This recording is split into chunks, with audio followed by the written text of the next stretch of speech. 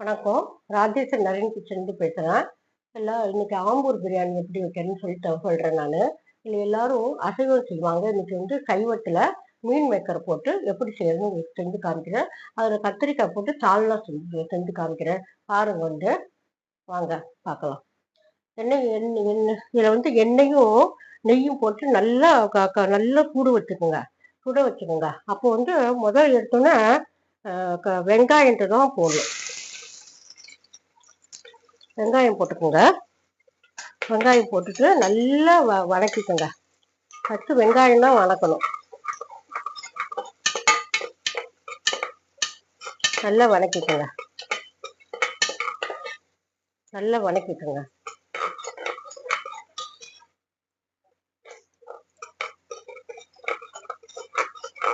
ஆடாம நின்று ஆடக்கூடாது. அப்புறம் நல்லா நல்லா வதக்கின பிறகு இந்த பச்சை மிளகாவும் தக்காளி பழம் போட்டுக்கோங்க. அப்புறம் இந்த பட்டை கிராம்பு ஏலக்காய் போட்டுக்கோங்க. அப்போதான் எல்லாம் வாசனையா இருக்கும். முதல்ல போட்டீங்கன்னா வாசனையா இருக்காது. சோம்பு கொஞ்சம் போட்டுக்கோங்க.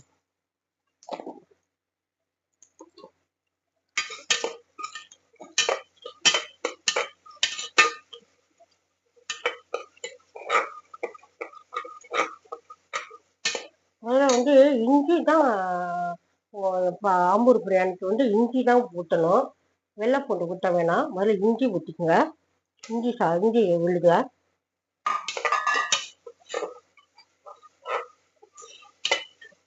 ஆம்பூர் பிரியாணினாலே உங்கள் வீட்டுக்கு தகுந்த மாதிரி மிளகாவை தண்ணியில் ஊற வச்சுருக்கேன் பாருங்க. ஊற வச்சிடணும்.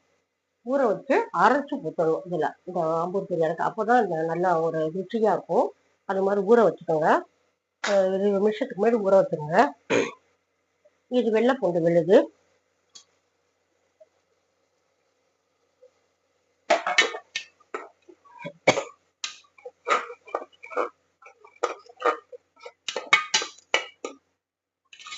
வேகட்டும். நான் இது மிளகாய் வரைச்சிட்டு வரேன். ஆட்டாது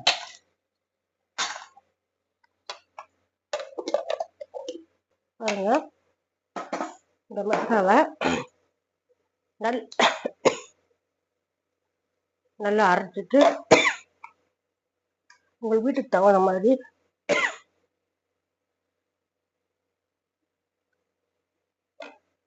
போட்டுக்கோங்க.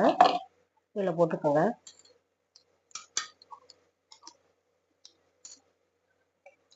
நல்லா பச்சை போகட்டும்.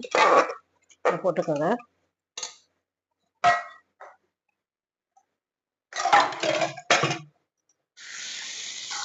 அப்புறம்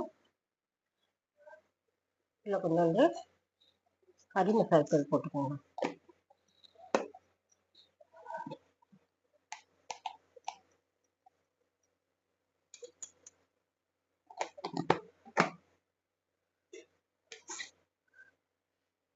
உப்பு போட்டுக்கோங்க உங்கள் வீட்டுக்கு தகுந்த மாதிரி.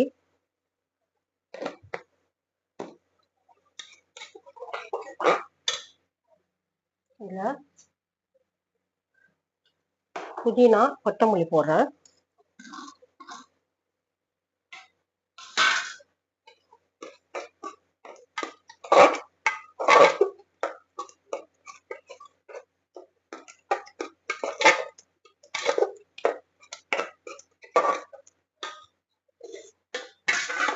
மீன் மேக்கரை இது இருக்கு. மீன் மேக்கரை இதில் சுடுதண்ணியில் போட்டு உப்பு போட்டு ஒரு அரை வேக்காடு வெந்து தண்ணியை புழிஞ்சு எடுத்துக்கோங்க. தண்ணியோட போகக்கூடாது. நல்லா புழிஞ்சு இப்படி எடுத்துட்டு தண்ணி வந்துடும். அப்புறம் எடுத்து வச்சுக்கோங்க.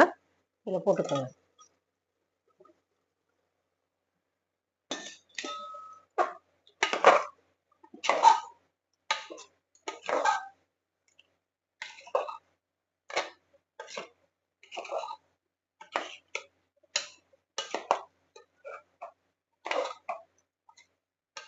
இதில் தயிர் கொஞ்சம். இதில் வந்து தயிர் உங்கள் வீட்டில் வந்து தயிர் இதில் ஊற்றிக்கோங்க.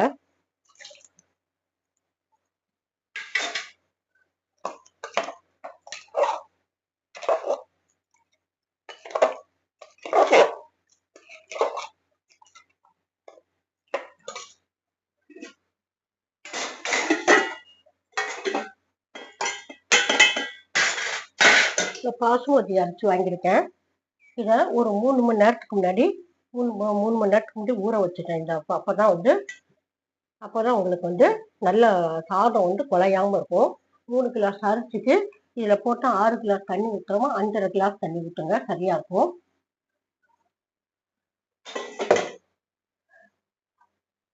எந்த கிளாஸ்ல அரிசி எடுத்தீங்கமோ அந்த கிளாஸ்ல நீங்க 6 கிளாஸ் தண்ணி வந்துன்னா இது குழஞ்சு போயிருந்தனால 5,5 கிளாஸ் எடுத்து வச்சுக்கோங்க.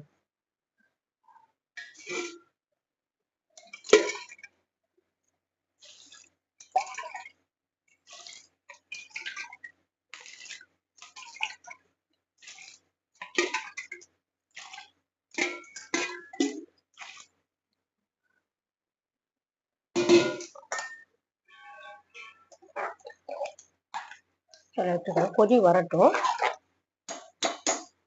கொஞ்சம் மஞ்சள் பொடி போட்டுக்கோங்க.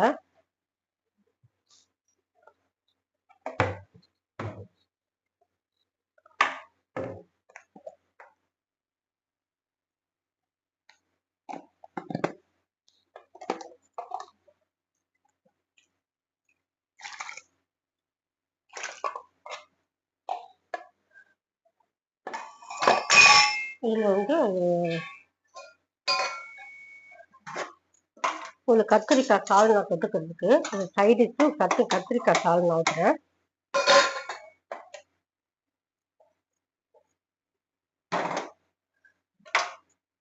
கொதிக்கட்டும்.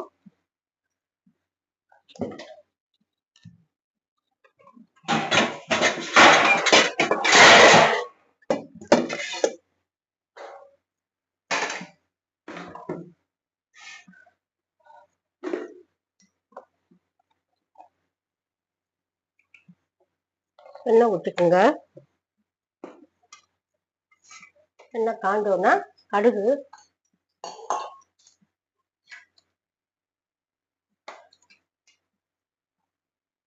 தக்காளி பழம்,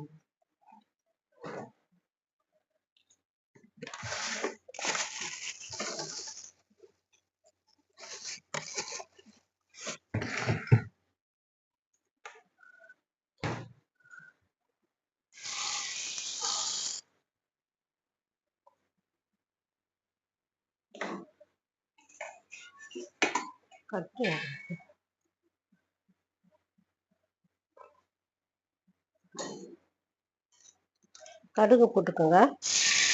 இந்த வெந்தயம் போட்டுக்கோங்க.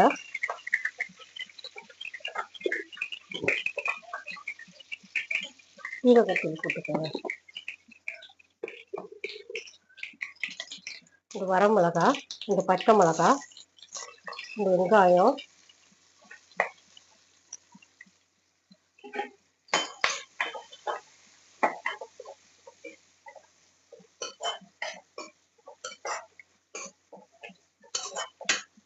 வணக்கிக்கோங்க.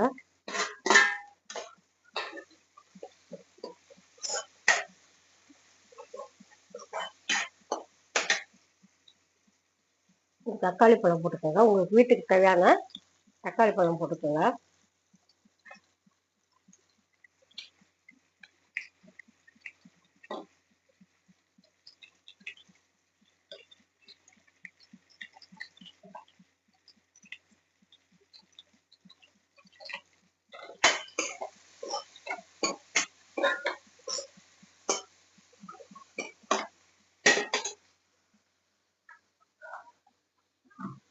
இந்த கத்திரிக்காய் நீட்டில் வறுக்குமா அரைச்சு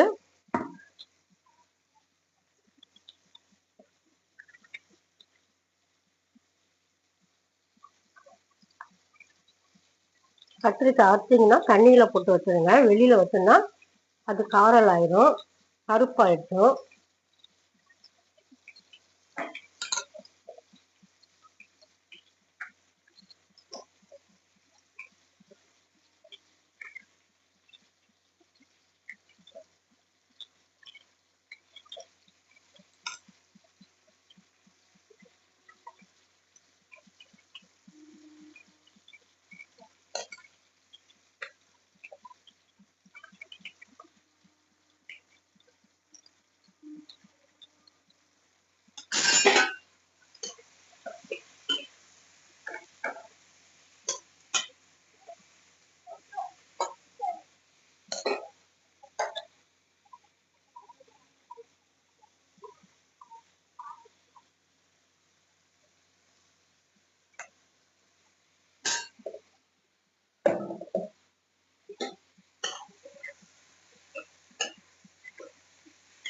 நல்லா எண்ணெயில் போட்டு வதக்கிக்கோங்க. உப்பு போட்டுக்கோங்க. வீட்டுக்கு தகுந்த மாதிரி மிளகாத்தூள் போட்டுக்கோங்க.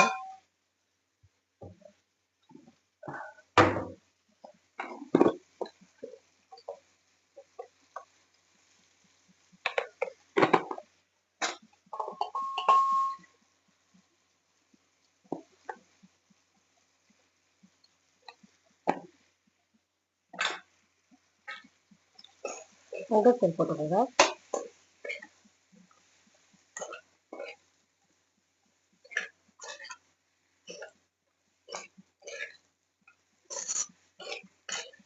நல்லா வதக்கி விட்டுக்கோங்க. அப்படி இது தண்ணி விட்டு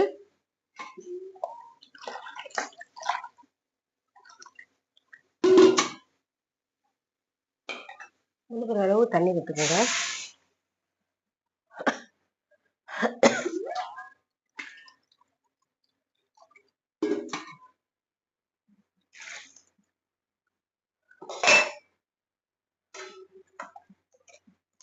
வேகட்டும். மூடி போட்டு மூடி விட்டுருங்க. இப்போ இந்த அரிசி கொதிச்சுட்டான்னு பார்க்கணும். தண்ணி கொதிச்சிருச்சு. இப்போ நல்ல மிளகாய் வாசனைலாம் போயிடும். இப்போ மிளகாய் இதில் வந்து அரிசி போட்டுடலாம்.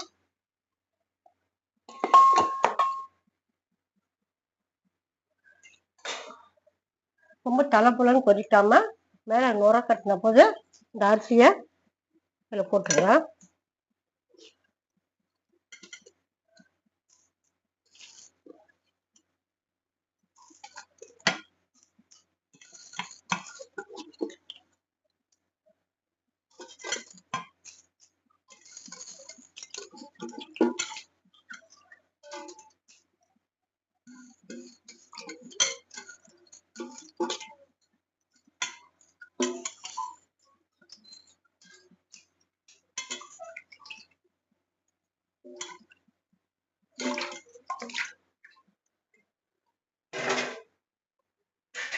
நல்லா கிண்டி விட்டுக்கோங்க.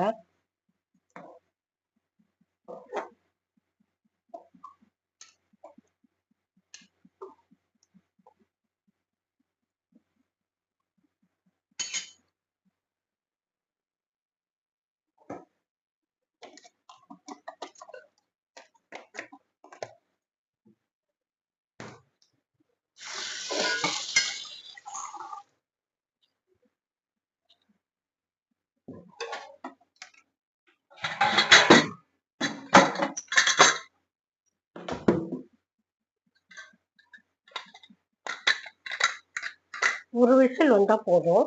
எங்கள் இதில் வந்து எங்கள் விசிலில் வந்து ஒரு விசில் வந்தால் போதும். உங்களுக்கு 2 விசில் பார்த்துட்டு ரொம்ப குழஞ்சிட போதும் சாதம். அதுக்காக வரைச்சிருக்க வேணாம். ஒரு 2 விசில் வந்தோடனே ஆஃப் பண்ணி எடுத்து நீங்கள் திறந்து வச்சுருந்தீங்கன்னா ஒரு 10 நிமிஷம் ஆற வச்சுருந்தீங்கன்னா நல்ல சாதம் நல்லாயிருக்கும். இப்போ இதுக்கு வந்து இது கொதிச்சோன்னா வெந்த பிறகு இந்த கடலை வந்து நல்லா வறுத்துக்குங்க. நல்லா வறுத்துக்குங்க. கடலை வறுத்துக்குங்க. எள்ளு வறுத்துக்குங்க. வறுத்துட்டு அதை வந்து மிக்சியில் போட்டு நிறைய கொஞ்சம் பவுடர் ஆக்கி இதுக்கு மேலே போட்டுட்டிங்கன்னா சால்னா ரெடி ஆகிடும். சாப்பிட்லாம். வாங்க.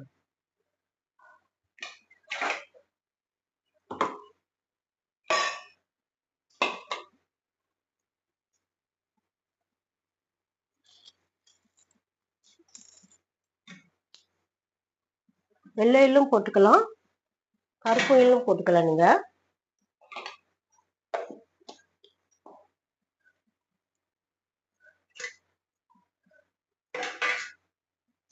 கடலை வந்து வறுத்து வச்சுக்கோங்க. உங்கள் வீட்டில் நீங்கள் கருப்பு எள்ளுன்னா கருப்பு எள்ளு நான் போட்டிருக்கேன். நீங்கள் வெள்ளை எள்ளு போட்டுக்கோங்க.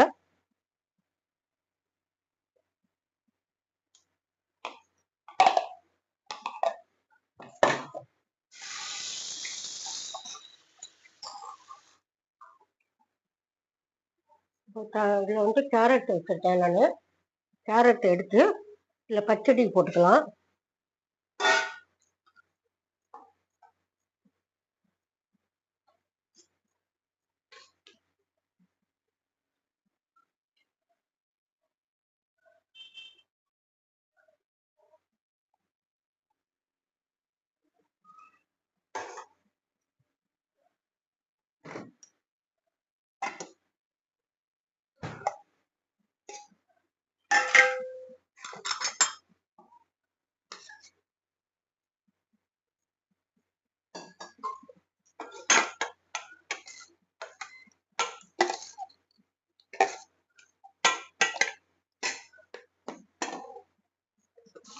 உப்பு போட்டுக்கோங்க. அப்படின்னா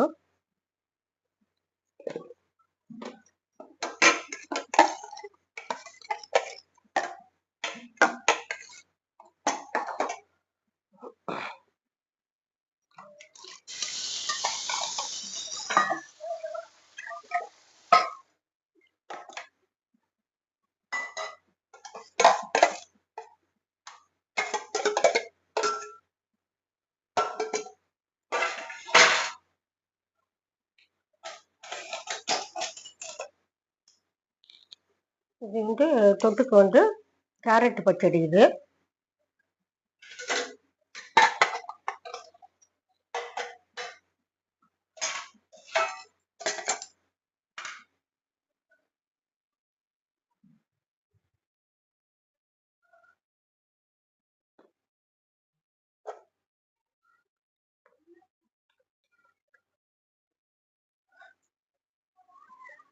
வெங்காய பச்சடி. வெங்காயத்தை முதல்ல உப்பு போட்டு கொஞ்சம் பசஞ்சு வச்சுக்கோங்க. அப்போனா வெங்காயத்தோட உப்பும் சேர்ந்த பிறகு தனித்தனியா இருக்கும். தயிர் பச்சடி போடும்போது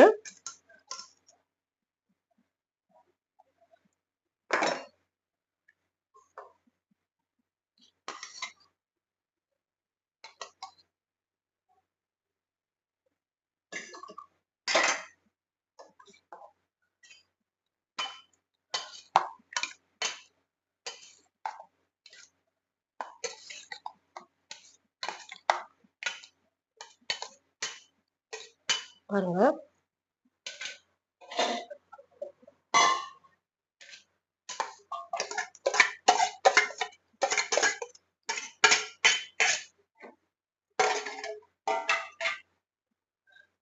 வெங்காய பச்சடி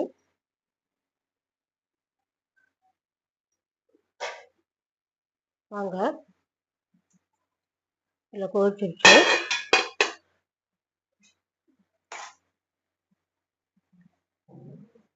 பச்சடி வெந்துருச்சு.